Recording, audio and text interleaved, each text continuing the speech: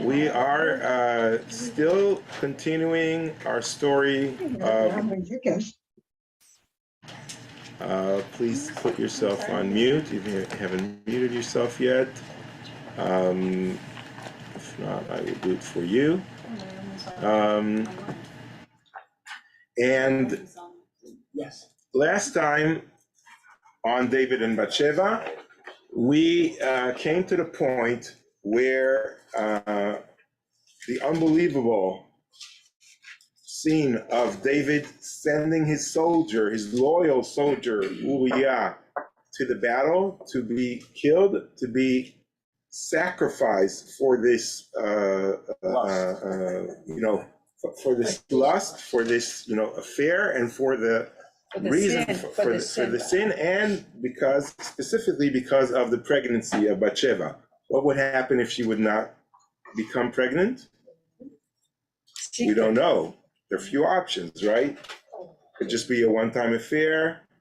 Maybe he would fall in love with her. Maybe he would get Uriah killed anyhow, right? We don't know how far they would have gone, but here he was under time pressure.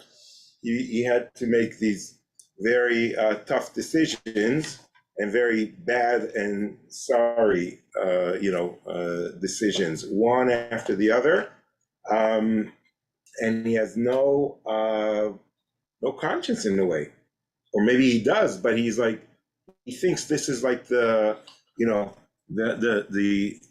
least of the worst of the options that he minds. I think we kind of see even this, the way criminals operate, right? It's it's not always like they're bad in heart, but it's like one thing leads to the other, and you're trying to cover up, you're trying to control it all, and then you take a look back, and when you hear it in court, it sounds really bad, and you try to explain to the judge, no, it's just she got pregnant, I had to kill him, it's like it all made sense to me at that point.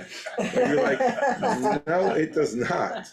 Okay, but we can, the way the Bible tells it, it's we could look at it both ways in that sense.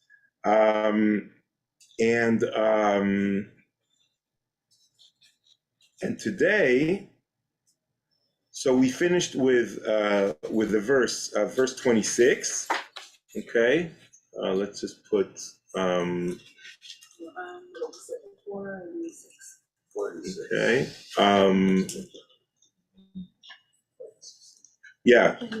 Chapter 11, verse 26. Okay, 486. And it's here. You see the text also, right? And when the wife of Uriah heard that Uriah, her husband, was dead, she made lamentation for her husband. Okay, this verse is, we know her name. Her name is Bathsheba. Why do we have to tell her? Why do the Bible needs to tell us that this is the wife of Uriah? And why? And it could also say, the wife of Uriah heard that her husband died. Okay, and she lamented for him. But no, there's 3 times saying the wife of Uriah, she was married to someone, he's dead, he was killed, he was murdered by someone, murder in an indirect way, but still, okay? And now she mourns for her husband. The Bible stresses this 3 times to show us how tragic the consequences of David's sins are. In the last verse of chapter 11 is the verse that we were all waiting for last week, and I deliberately ended our lesson then, and that is verse 27. And when the morning was past, David sent and took her home to his house, and she became his wife and bore him a son. But the thing that David had done, this displeased the Lord. This is the part we were waiting for. Where is God in all of this story? What's going on here? How is God allowing all of this to happen? Why are we currently been signed out because you're currently signed in another device. Everyone can hear me on Zoom? They're nodding. Okay. I don't know what it means that someone else signed up. Amy signed up. Amy, you might have to make me a host. It might have made you host. Okay, so, but I hope it's still recording and all. Yeah, I think it's recording. So basically,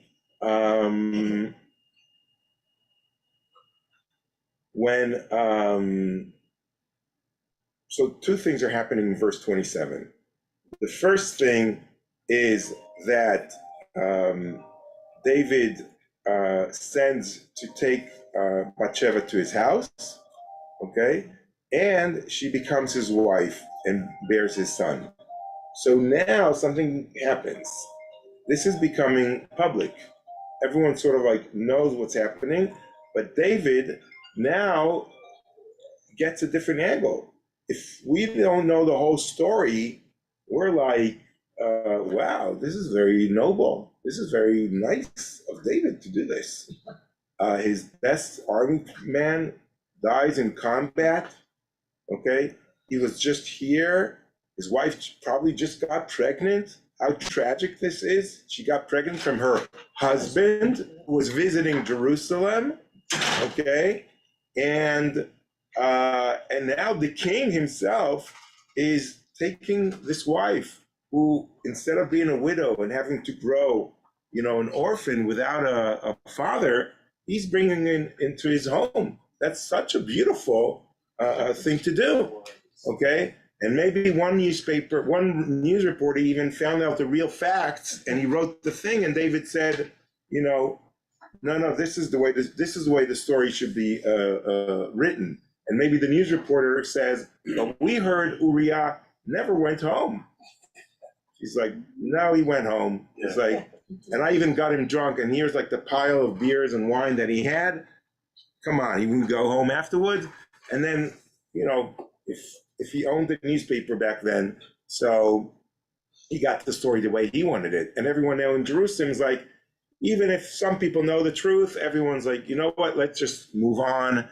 And the king is the king. We know the king's problems with women, and let's just move on. The only person who's not willing to move on, okay, it's like not a person, okay? One is the storyteller. The storyteller is not willing to move on. The storyteller is very clear. This is sin.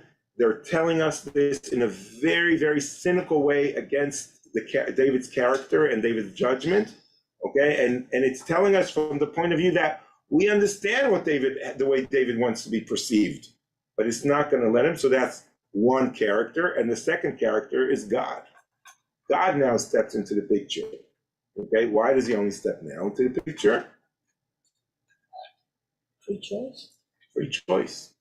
Yes, very simple. Okay, that's okay. All across the book of Deuteronomy, I give before you, God says, look, I give before you the good and the evil. Choose good, but it's for you to choose. Okay, we have that freedom of choice, and God is displeased. Okay, I don't understand the translation here. It says, David, but the thing that David has done, this pleased the Lord. In Hebrew, it says, Vayera adavar. What is Vayera? Comes from which root? Ra. What is Ra? It's like bad. Okay, bad. It's like evil. So I don't think the translation here is reflecting how wrong God sees this.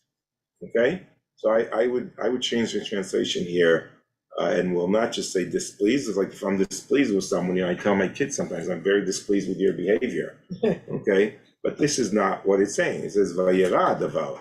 This is like very bad. And B'nei Adonai, we know God does not have eyes. Okay, and again, the translation does not say this. the thing that David had done displeased the Lord. In Hebrew, it says, Be'enei Adonai. God saw everything, okay, and he was displeased. Who did not see? The people of Jerusalem, okay? They didn't see. Uriah did not see what's in the letter that was sending him to his execution, okay? The person who saw everything, the human being, was David. He saw it all and everything. No one else saw, okay? But God saw it and knows exactly what went on. Was there a question? I just wanted to make a comment. It seemed like she was mourning the loss of her husband for 5 minutes and got married. It does not say that. No. It actually, the way it Him a says. son. So in English it says, and when the morning was past, okay. In Hebrew it's vayavor hevel. It means like it's ha'evel. It's with hey idea. It means like the morning. The morning shows to us there was probably some sort of a specific mourning period. Okay, we don't know if it was Sheva. It's not clear. The concept of Sheva does not appear in the Bible, but it seems like there was some kind of like official mourning that she did go through. Okay, that's my opinion, but your opinion is also good. You know, we can argue about that. Who else knew the worst of it was the general, the commander in the field. He knew the worst of it. But he didn't know why. He didn't know that David slept with Bathsheba and got her pregnant. Okay, and even Bathsheba doesn't know that the letter contained the execution order for her husband. The only person who knows the whole story is David. And God. Now we know that God knows. And maybe we as readers are like, oh, yeah, like, where were you all along? Like, and finally someone sees it, okay? And if you want to translate, God to a more secular term, I would translate to the conscience. Okay, the human being's conscious. Okay, we could do wrong, we could do it again and again and again, but at a certain point, deep down inside, okay, we know it's wrong. We as readers know it's wrong, and we're shocked, and the conscience knows. Like some people say, like our conscience is sort of like God's holy part in us, like our soul. Yes. I think what's interesting is the vocabulary on that paragraph. Now it changes. It says when the morning passes. Now they choose the words. David sent, obviously, to her, and he gathered her. He didn't take her like he took her the first time, but he gathered her. There's a softness in the gathering.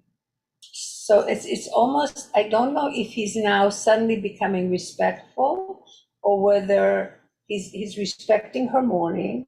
He's gathering her to his home. He's not forcing her. He's not, the implications are.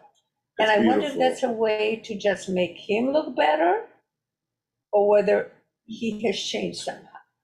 I think that's beautiful. I think there's some things happening with David. And my feeling is there's some change to the point that, and you pointed out very beautifully, that it's like he's gathering, and in Hebrew is vayasfa el beito, which is a more gentle, okay, he doesn't take her, lakach, okay, right. He's like, it's more gentle. It reminds us, of Psalm, I think it's 27, that we say before, and during the high holidays, okay?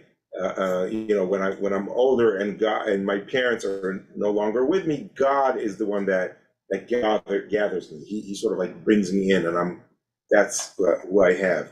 This is maybe even referring to that psalm in a way. So maybe there is some change in David happening here, but that's not what the story is interested in. The story is continuing in a different way, because I think that David might feel, this is bad what I did, I'm gonna try to cover up in a nice way. I think this is the point where God comes in and says, no, we're not gonna cover this up. No covering up of this story is gonna happen.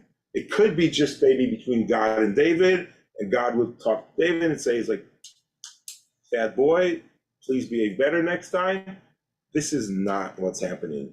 You did damage, there are going to be consequences. And this is I mean, as much as I love chapter 11, and it's the juicy part, and it's, it's all the drama, and we could go on, and we'll see it later on and how it reflects in art from the mid ages and modern times, and it's going to be very interesting stuff. Chapter 12 is where is really the powerful chapter, because that's where the Bible is able to bring in its morality. That's where the Bible is able to bring in what is the religious perspective, what is God asks from us as human beings. And the way it's done, it's not lecturing, it's through a story. This is why I like the Bible so much, because it's all about, we need to learn it through the stories.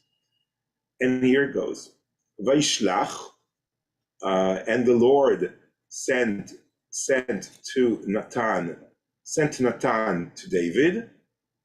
He came to him and said, there were two men in the same city, one rich and one poor. Okay, so who is Natan? Okay, Natan is the prophet. Okay, the prophet of those days. There was a king, there was a prophet, there was a priest. These are sort of like the three most powerful positions of the Jewish people at those time. Okay, and if we talk about separation of like the different arms of the government. Okay, so this is sort of like a reflection. You have the king with all the power, you have the priest who did all the religious work, and you have the prophet who was like the judge or the moral compass of the people. Samuel had died at this point, I think. Yes, Samuel is no longer alive. We just want to see the verb sent, okay, and I think we said it also last time, vaishlach, okay, that it's sort of like David sends all the time. He sends for Uriah, he sends for Bathsheba, he sends a message to Yoav. Their messengers going back and forth, and it sort of like symbolizes David's ability to rule and to move people, and to, just as he pleases, my command is my wish is my command. That's sort of like the feeling in chapter 11. But now God is sending the messenger to David. God is not happy, and he's taking now control of the story and sending the messenger of the prophet to David. And he tells him a story, okay, which is also a little bit weird. And he says there were two men in the city, one rich, one poor. The rich man had very large flocks and herds, but the poor man had only one little ewe lamb. Am I pronouncing it right? Yeah, lamb. Ewe lamb Yeah. that he had bought. He tended it, and it grew up together with him and his children. It used to share his morsel of bread, drink from his cup, and nestle in his bosom. It was like a daughter to him. Okay, so David's hearing the story. He's like, I'm a busy guy here. Okay, I have a whole kingdom to run, Natan. What do you want to tell me?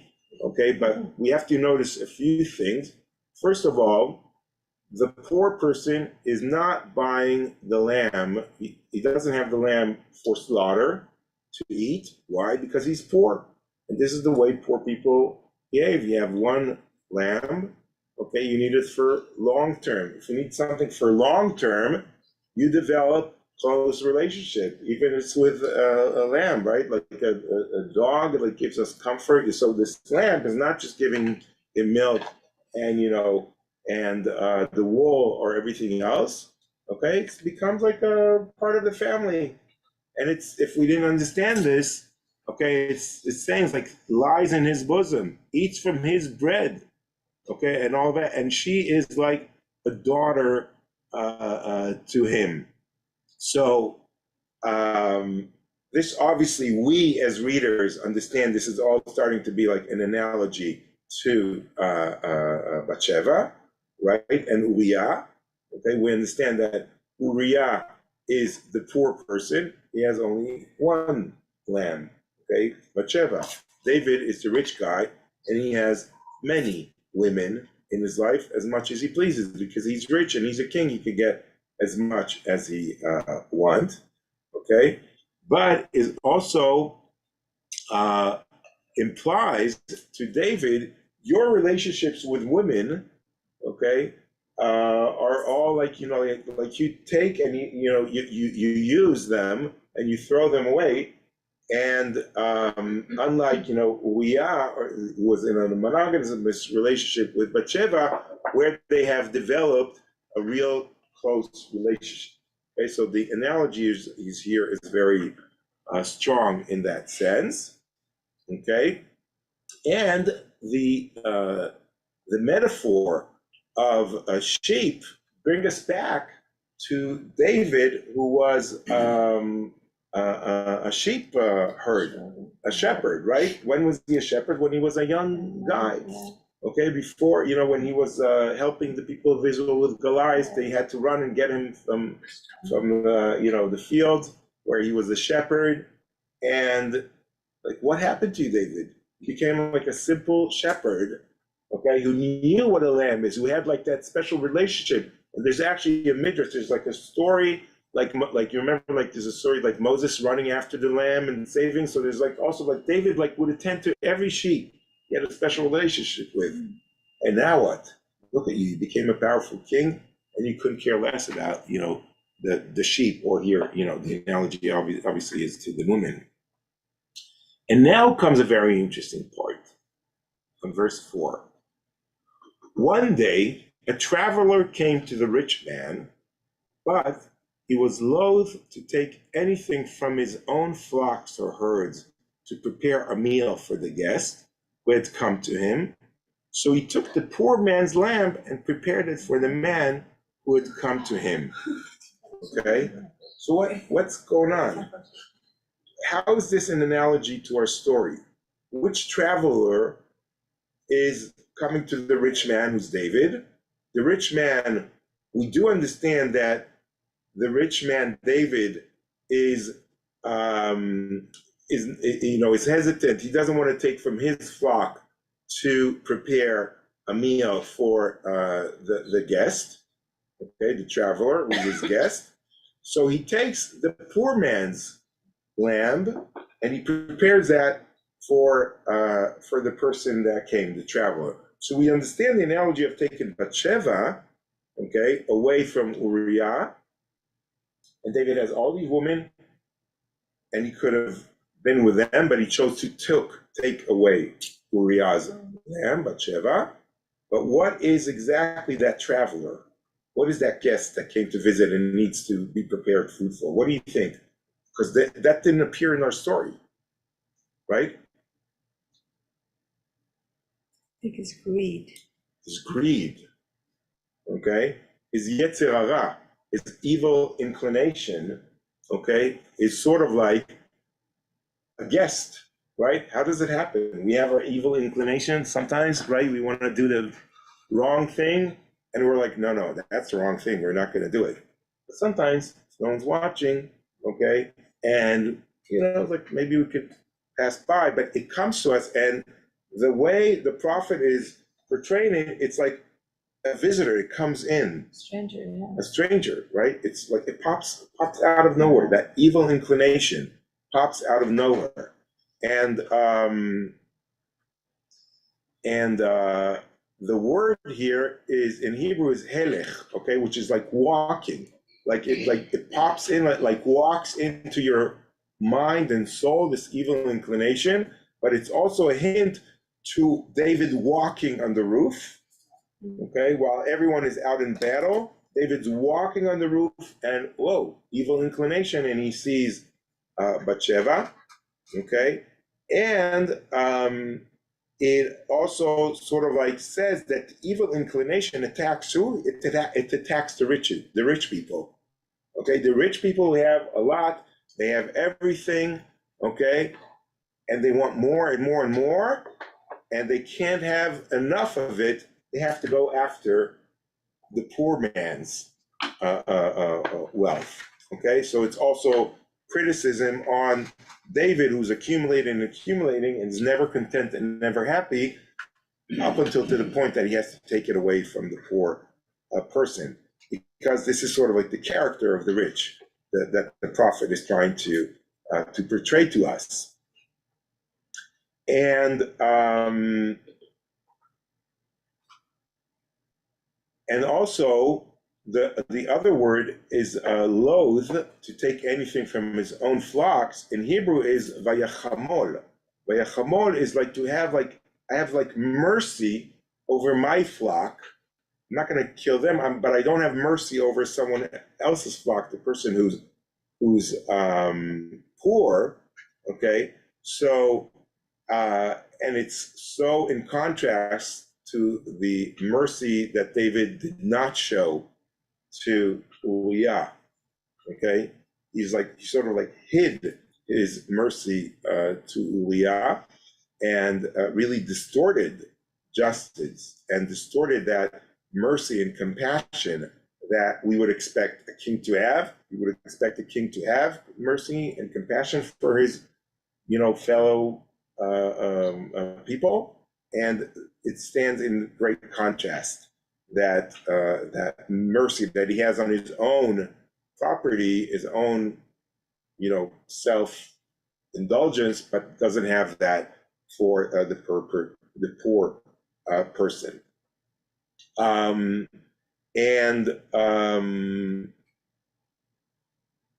then David hears this story, and David flew into a rage against the man and said to Nathan, "As the Lord lives, the man who did this deserves to die. He shall pay for the lamb 4 times over, because he did such a thing and showed no pity." And here we finally see the king we want to hear. We want to hear the king. Okay, if I was a corrupt king and the prophet would be talking about me, and I just took a lamb from a poor person, I'm like, you know what? That's how life is. The rich get richer, the poor get poorer. Tough luck. He should watch his lamb better next time. Okay, next case. Okay, but no, that's not King David. King David has a moral compass, in the sense, because he's very upset with this, and he swears to God, okay, which is even more unbelievable, okay, because he is sort of like saying God's name in vain, in a sense, okay, and this is sort of like a hint to the 10 Commandments, that you shall not say God's name in vain. And David is swearing to God, although he doesn't know if this is a real story. Although it sounds like, Nathan is sort of like, he's not telling him, I'm giving you a parable. He's telling him like a story. But we know that David's swearing in vain. And this is sort of like a hint to the 10 Commandments. And we'll go back to the 10 Commandments in a minute. You'll see why I highlighted that. And what's even more important, he is sentencing this person to die. Okay? David is very upset. And he is basically also referring to what Uriah was swearing in the chapter before. Okay, you remember what that Uriah was did a swore last week? In verse 11, Uriah said unto David, we had a beautiful speech that Uriah gave, "The ark in Israel and Judah abide in Booth, and my lord Joab and the servants of my lord are encamped in the open field. Shall I then go into my house to eat and to drink and to lie with my wife?" And now he swears, "As thou live and as thy soul lives, I will not do this thing." Okay, I will not. So Uriah swears that he will not, okay, go and enjoy his wife, as opposed to the way uh, David did, okay? And but David swears, and this stands in opposition. And Rashi, the commentator, the famous Jewish commentator, was French from the 11th century, says, why are they talking about him deserving a death punishment? Okay, because the Bible, if you steal something, you don't deserve a death punishment. Okay, you need to maybe pay 4 times, which is what David is saying. But why is David sentencing him to death? That's not clear. So Rashi explains, if you steal from the poor, it's like you're stealing their life. That's all the poor have. He only has that sheep. If I say, tough luck that you got the stolen, go get another sheep, I can't say that to the poor person. I have literally killed the poor person if I stole their sheep. Okay, so that's why David's so upset. Now we see his moral compass works. And Professor Uriel Simon, a great Bible scholar, says the sin is so grave because first David, first it sort of like comes in, walks in, and then it becomes the guest that sleeps in your house, okay? And at the end, he's called like the person, he sort of like owns you. The sin takes over you completely. So it starts from a thought, and that thought becomes a guest, meaning it sits in our minds and we keep thinking about that sin until it completely takes over us. And this is sort of like what the process David went through with the sin with Sheva. And he also says this is really the biblical commandment, that he has to pay for the lamb 4 times over. Okay, and the 4 times over is when we will read further on in the book of Samuel. We will see that David was struck 4 times with very terrible blows in his family. Okay, 4 terrible tragedies will come upon David as a result of his sin. So basically what David is saying, that this prophecy is going to, the punishment that he gave is going to be fulfilled on him. This is sort of like the irony of the story. But David doesn't see himself. David does not see himself at that point, and that's why we need verse 7. And Natan said to David, that man is you. Thus said the Lord, the God of Israel, it was I who anointed you king over Israel, and it was I who rescued you from the hand of Shaul. I gave you your master's house and possession of your master's wives, and I gave you the house of Israel and Judah. And if that were not enough, I would give you twice as much more. Why then have you flouted the command of the Lord and done what displeases him? You have put Uriah the Hittite to the sword. You took his wife and made her your wife and had him killed by the sword of the Ammonites. God is not sparing any details here of the way he sees it. Therefore, the sword shall never depart from your house, because you spurned me by taking the wife of Uriah the Hittite and making her your wife. Okay? Thus said the Lord, I will make a calamity rise against you from within your own house. I will take your wives and give them to another man before your very eyes, and he shall sleep with your wives under this very sun. And we will see this happening later on in Samuel by his son Avshalom. You acted in secret, but I will make this happen in the sight of all Israel and in broad daylight. You saw that only I see it and you see it. this is gonna, now you wanna know what that real headline is gonna be in the newspaper? Everyone's gonna hear the story. It's gonna be documented forever. Jews are gonna be reading this story over and over again in CNT and everywhere. People will open the Bible, Jews and also non-Jews, non-Israelites are gonna read this. This is a very embarrassing part, right? But it's gonna be there. It's documented. It cannot go away. And here, okay, because David's response is even more dramatic in a way, but I want to go back and try to emphasize a few of these verses. So first of all, let's talk about this word, okay? And Natan said to David, that man is you. So first of all, who's Natan? Natan is a prophet. Is the prophet, protected by any kind of a law?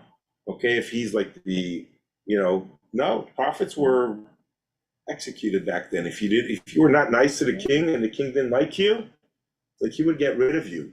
We know that from the king Ahab, who was like a very, very bad king, and he killed most of the good prophets. Why? Because he wasn't happy with the way they prophesied. They told him the truth. You're a corrupt, bad person. He's like, oh, okay, next prophet, come and try a different prophecy. It says he actually had 400 prophets that he liked because they told him what he wanted to hear. Okay? So Natan is a very, very brave person, coming up and telling the king after what he did and after this parable, you are the person I'm talking about. So David is like, but you tricked me. You're telling me this story not only didn't happen, not only it's a very sinful person. I judged already the person, okay, and now you're telling me it's me. Okay, this could be the end of Natan. Okay, we don't like to, when even when someone tells us like we were wrong, we like to hear it in a different way. Okay, we like to hear more sugar-coated, not in the way Natan does. So we give him a lot of points for being so brave. But that verse, that man is you, okay, Rabbi Ben Elau is saying that these are the most important words of the Bible. The entire 24 books, 929 chapters of the Bible, Rabbi Ben Elau, and I love the way he says it, these are the most important words in the book. Ata aish, that man is you. Okay, in English it's for. And why are they most important? Because they symbolize the essence of Judaism, the essence of the faith of the people of Israel, because it says that even in front of a very powerful king, okay, a king that could take a woman in one word and kill his best soldier in another word, you are able to stand up in front of him and say the most basic thing: you were wrong. Okay, you did evil. You were a bad person, or you did something bad. That ability did not happen in other faiths. Okay, and they're not around for us to tell us that. Okay, because the Babylonians, the Romans, the Assyrians, etc. All these empires are gone. Maybe that's the reason they're gone, and maybe the Jewish faith is around because of that ability to say that man is you and point it out and not sugar-coated in any way. Was that a question? Yeah, no, you answered what I was going to ask. Okay, so I like what Rabbi Ben Elau here said. So I said I will bring his words here. And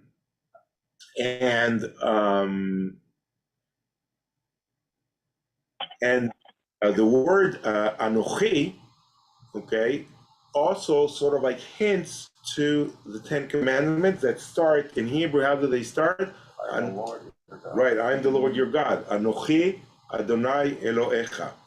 Okay, so I who rescued you from the hands of Saul, it resonates like I, God, your Lord, who rescued you from Egypt.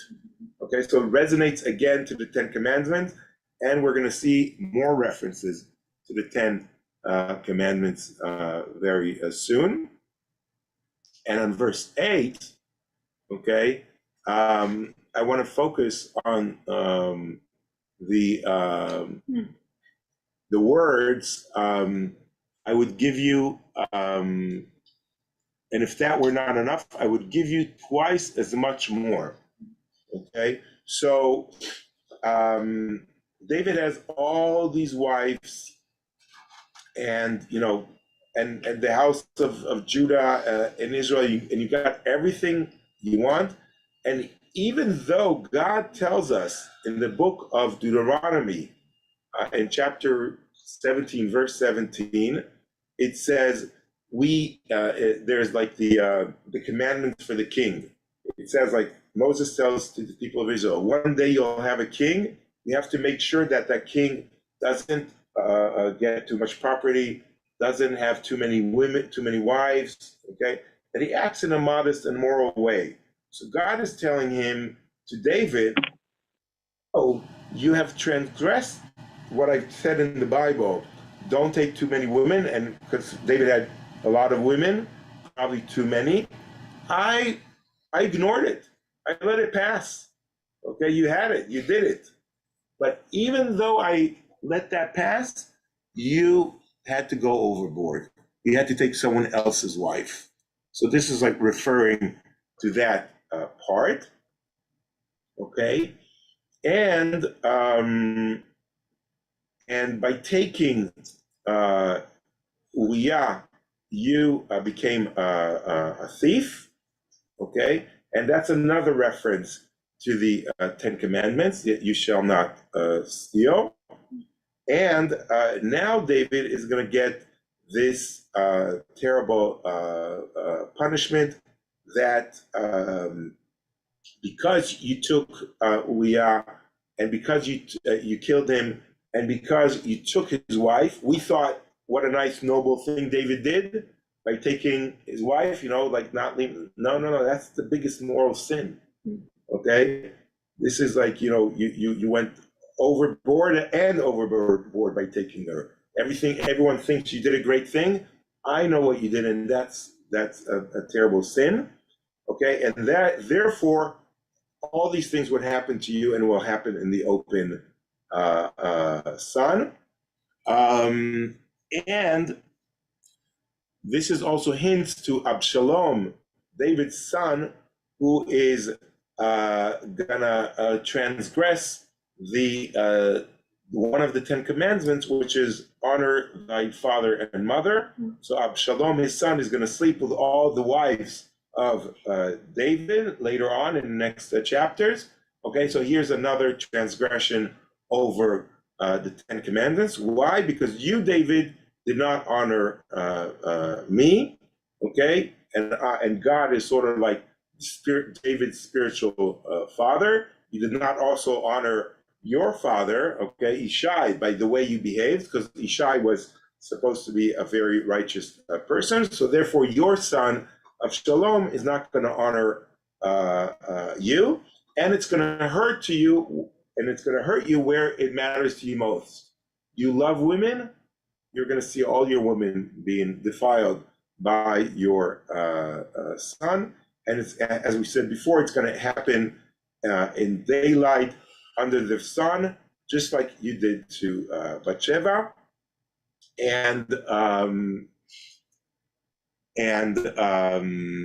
in a way also you went, and the reason you did this, David, is because of Bathsheba's beauty. You were struck by her beauty, and this is sort of like a hint to the beauty of idolatry, okay, which is one of the Ten Commandments. You're also not supposed to worship idolatry, and I want to share the Ten Commandments here. okay, and see how many strikes David has. Okay, lo tirtzach, you shall not kill. They chiseled well. He did that. Lo tinaf, okay, you shall not commit adultery. He did that. You shall not steal. Lo tignov. He did that. Okay, lo tachmod, you shall not covet your wife of your neighbor. okay, your neighbor. That was a neighbor, right? Exactly, a very close neighbor, actually. Okay, he did that. Okay, and then there's a question mark because the text doesn't say about the other ones, but the first one, I am God your Lord, it's a question mark, but it seems like he transgressed it because he forgot who God is. The second one is Lo yeh lecha Elohim acharim panai, you shall not have any other gods. Okay, so we said there is a hint to that by David being struck by her beauty and sort of like worshiping her beauty, and that's that evil inclination that you have when you work idolatry. It's exactly the same when you commit adultery. Adultery. Okay. The third one is Lo tisai Sheva Adonai Elohecha lashav. You shall not vow. You shall not say God's name in vain. And here David made that swore that he's going to execute that person. David's not going to execute himself, so he said God's name in vain. Okay. Then there is the Zachor et Yom Shabbat, which is like keep the Shabbat. No, he's okay. He didn't do anything wrong on Shabbat unless it all happened on Shabbat. But the story that's the only 10 commandments that we have that David is probably okay with. Okay. And then honor your father and your mother, and that he did not do that. He did not honor his real father's memory, and definitely not his spiritual father. And also his kids are not going to honor him as a result of this. And lo ta'aneh bereacha et shaker, okay, you will not sort of like manipulate and lie to your fellow friends. And boy, did he do that. We could change that to a check mark, because he deceived Uriah, he deceived Yoav, and everyone else in the city. So I forgot who's the commentator that referenced to this. I should check for next time to give them credit. But the echo of the 10 Commandments is very strong here to show us that David has transgressed all of these. We have what we say at Yom Kippur, that he was doing everything for everybody. Yes, he was doing it for everyone. Okay. Oh, but yeah, my mother sent a very good look, but it's not. It has no subtitles. Yeah. So if he will send this to you later on. She put it in chat in English. Hello. In the Zoom. Hi. Hi. Want to get anywhere near me right now. I just found out that Sunday and Monday, his partner, whose name is also Jesus, has COVID. Oh. We stayed there the rest of the day. Doesn't need to be on mute. Yeah. And anyone wanted to comment? Yes, go ahead. So just going back to the question of where was God, it seems like he's sort of waiting in the wings, and he's,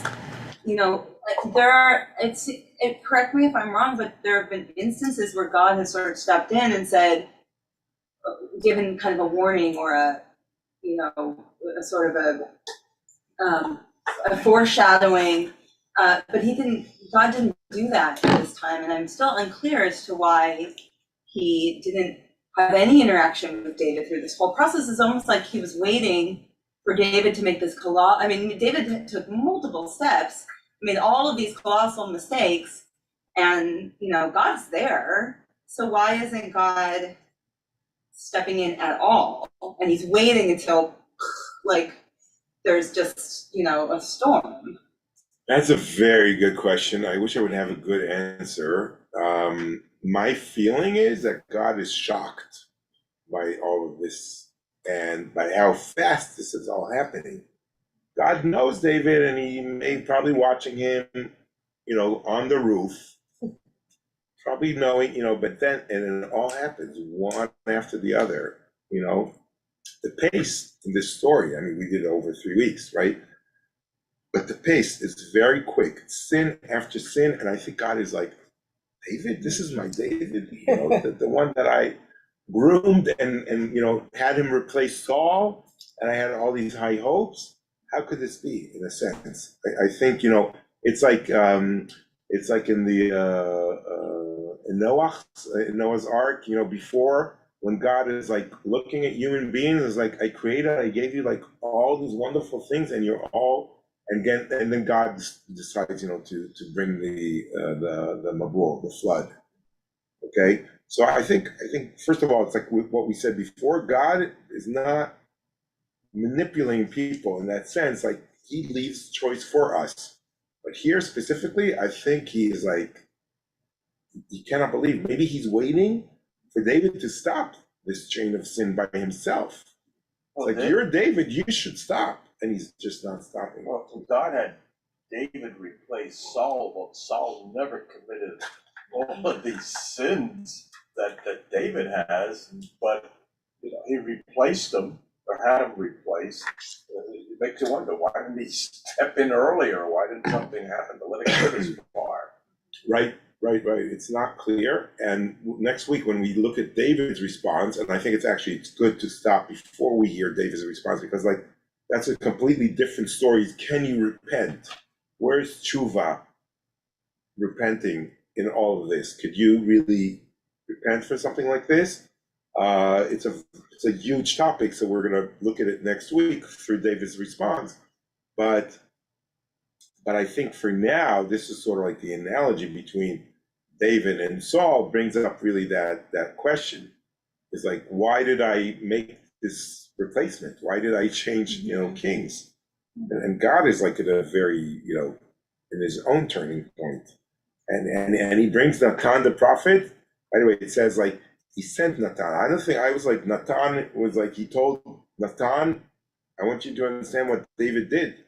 And I want you to go to David and tell him all these things, and tell him the punishment, and tell him all these things.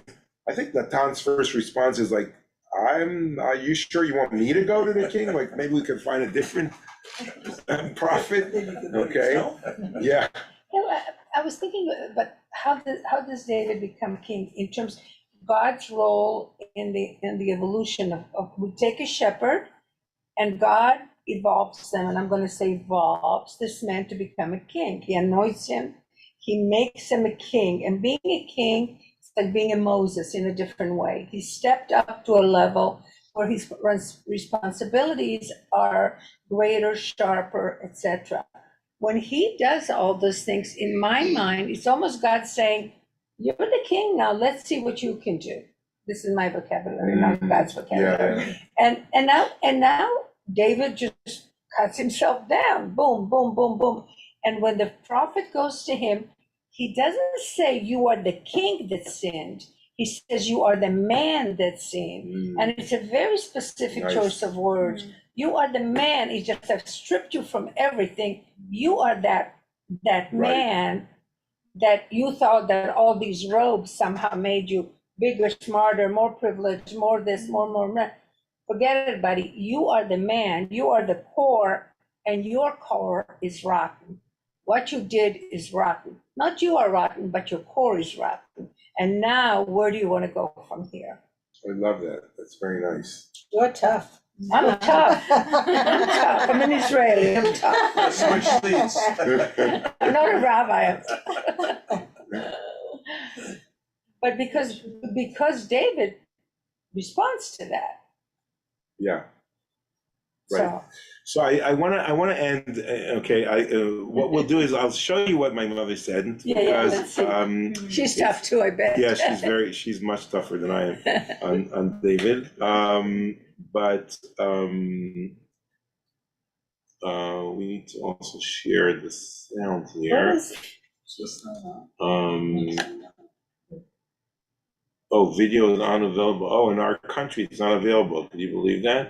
What do you mean, in Israel it's not? No, it's like it's in Israeli YouTube. Wow, this is so funny. I could share that with you if you wanted to, but No, I have it actually here. Actually, do have it here. Oh,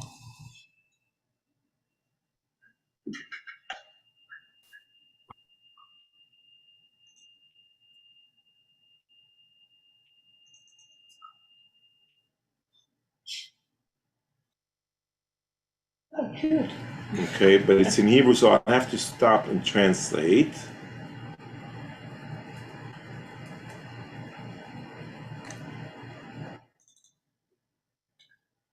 Oh wait, let's see if I can share the sound. Share sound. Okay.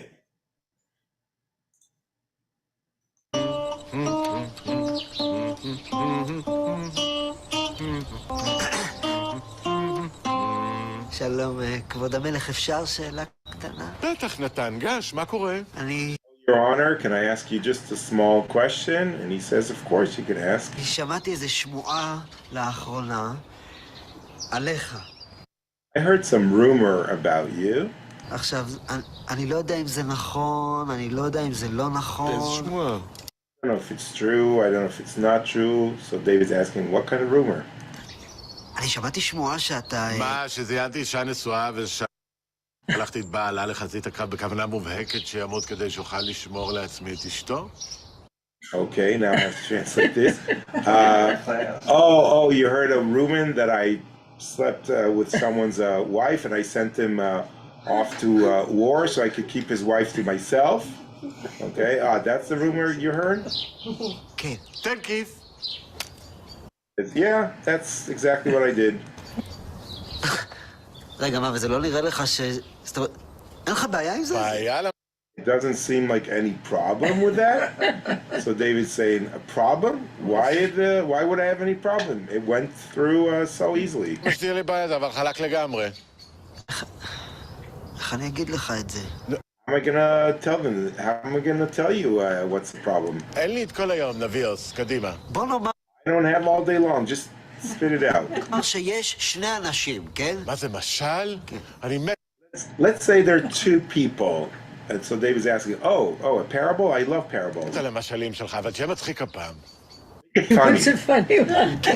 אז בוא נאמר שיש שני אנשים, כן? עכשיו, איש אחד הוא עשיר ואיש אחד עני. Okay, so the parable goes, there's a rich man and the other person is a poor man. כן, עכשיו, לאיש העשיר יש ים כבשים. The rich man has many flock. כן, הרבה עיזים, צאן, יש לו הרבה. הוא עשיר, כן, עכשיו, לאיש העני יש רק כבשה אחת. כי הוא עני. בדיוק. עכשיו, יום אחד בא אורח לאיש העשיר, מבקש ממנו כבשה. מה עושה האיש העשיר? הוא... One day, the rich man comes to the poor man and takes a sheep. הולך לאיש העני, לוקח את הכבשה היחידה שיש לו, ונותן אותה לאורח. He takes the only sheep he has and he gives her to his guest. נו. זהו. זה כל הסיפור? That's the whole story, David's asking? זה לא סיפור טוב, צריך איזה טוויסט בסוף. Not a good story, you need some kind of twist. לא, אבל זה הסיפור. אני יודע. תראו, אולי האיש העשיר והאיש העני הם אחד? Maybe the poor person and the rich person are one person. ויש לו פיצול אישיות כזה. לא, אתה לא בכיוון, דוד. זה סיפור מאוד פשוט. הסיפור הוא על איש עשיר שלוקח כבשה מאיש עני. No, it's just about a rich person taking the poor man's sheep. זהו. אני מבין. אתה האיש העני, ולקחו לך את הכבשה, ובאת לדוד המלך התותח כדי שיחזיר לך אותה. לא. I understand the issue. You, Natan, you're the poor person. Someone took a sheep from you, and you want me, the king, to give it back to you. זה לא אני האיש העני, דוד. Oh, no, it's not me who's the poor person. אני יודע, אתה האיש העשיר, ושדדת למישהו כבשה, Natan, you're the rich person, and you robbed someone's poor sheep away from him, and you came to brag about it? ובאת להשוויץ, איזה גבר, תן כיף. לא, לא, דוד, לא, זה לא קשור. הסיפור הזה הוא משל, אני אמרתי לך לפני זה שהסיפור הזה הוא משל. Parable. It's just a parable. והכבשה היא לא באמת כבשה, היא רק מסמלת משהו? בדיוק. The sheep is not really a sheep, it only symbolizes something? בדיוק. כבשה מסמלת צמר. לא. Oh, no. כבשה עושה... Sheep does. מלפפון. לא, לא דוד, לא. הסיפור הזה הוא עליך. אתה האיש העשיר, בסדר? אתה... The story is about you. You are the rich person, okay? You are the rich.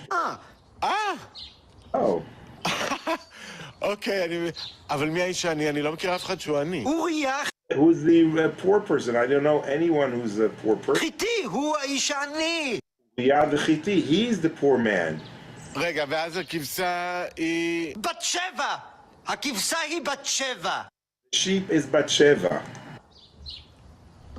אז אני כאילו יצאתי מניאק ששלחתי את אוריה למות ולקחתי את בת שבע לי, זה כל הסיפור. Oh, so you want to say I'm really wasn't right? I'm like a badass for sending him to his death and taking his wife. That's what you want to say? כן. Yes, that's what I want to say. אתה יודע, זה מזכיר לי גם משל. It reminds me also of a parable. פעם היה מלך תותח שקראו לו רביד. There used to be a very cool king, and his name was Ravid, like David. ובא אליו נביא שקראו לו מתן. And came to him a prophet that his name was Matan, like Natan. ואז הנביא הזה סיפר לו סיפור מאפן על איזה כבשה. אז המלך... So this prophet Matan came to the king Ravid and told him this really annoying story about this sheep. דוד שלח את הנביא מתן למלחמה כדי שימות. So the king Ravid sent the prophet Matan to war so he could die.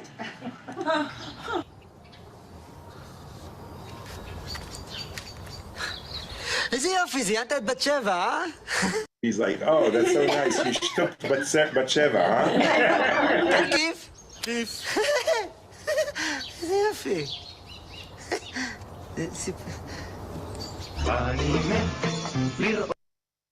Okay, that's a very tough one, and it's commentary. It's like it's actually very interesting. They have a lot of these. Yehudim Baim, the Jews are coming, and they're very critical of the Bible stories, and actually some secular schools even teach. Through these videos, they teach the kids some of the Bible stories, and the kids are interested because now it becomes more juicy and interesting, and therefore some of the more religious, parties are upset that this is the way Bible is taught. So it's like another reason for Israelis to argue and fight about. But I find it interesting, their angle as well. And my mother and I use it in our Bible lessons. Okay, so let's stop the